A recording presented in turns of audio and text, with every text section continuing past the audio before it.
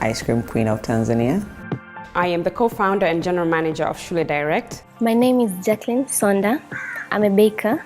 I am the co-founder and managing director of Ekihia. Tanzania has this great opportunity that is presented by a very youthful population. The education is beginning to pay dividends. What we see is relatively high completion rates of primary school, secondary school, and of course transition to university.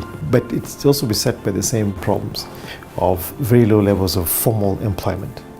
The whole process started in my head in 2010 when I was in London. And it's because I saw an opportunity there where the whole frozen treat business was big business. I saw so many fruits. They were using fruits and milk.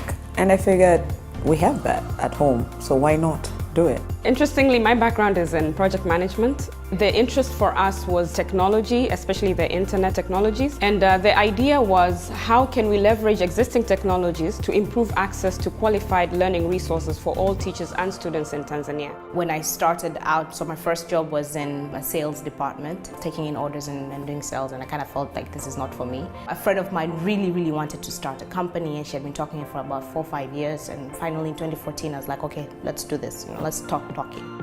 In Tanzania, entrepreneurship really boomed as a fallback position. You find people, either they're educated and they manage to graduate even from university, but due to the high unemployment rates, they're not being able to be employed, so they end up becoming entrepreneurs. After graduating from university, I came back home. I tried to apply to different jobs, but it was very hard to find a job here. And I couldn't just sit at home. I knew I was capable of doing something for myself because I was not anymore dependent to my parents. The cultural context of Tanzania doesn't really set a young person towards entrepreneurship, let alone a young woman towards entrepreneurship. One of the challenges young women have is, first of all, identifying that they have the capacity to become entrepreneurs and taking on the opportunities that are in the market. But secondly, how to navigate the cultural context that comes with being a female entrepreneur, and more specifically being a young female entrepreneur.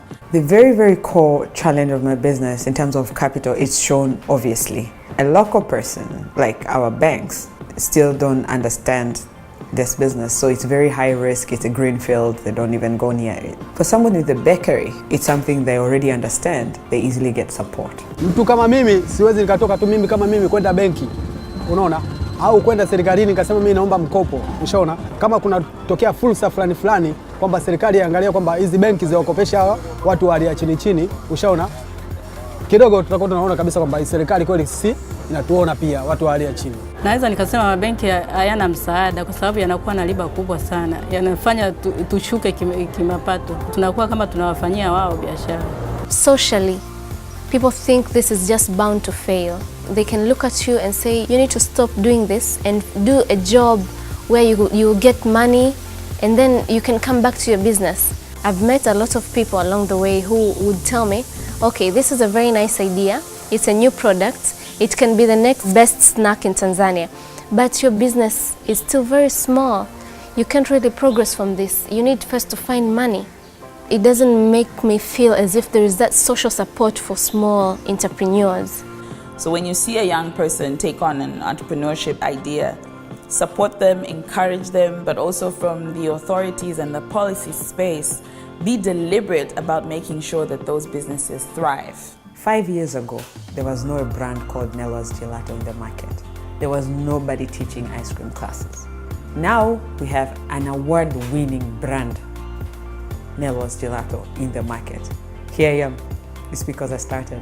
At the end of the day, whatever you're doing it to inspire somebody else to continue your work. So it's very important to meet and mentor and network at such forums as this, to be able to give back by sharing your experiences, whether good or bad, because somebody else is going to learn from that as well. But it's just not about having a conversation and going home and feeling good or whatever, but it's having a functional conversation that when you really leave from the conversation, you have the right context of people to take you to the next level.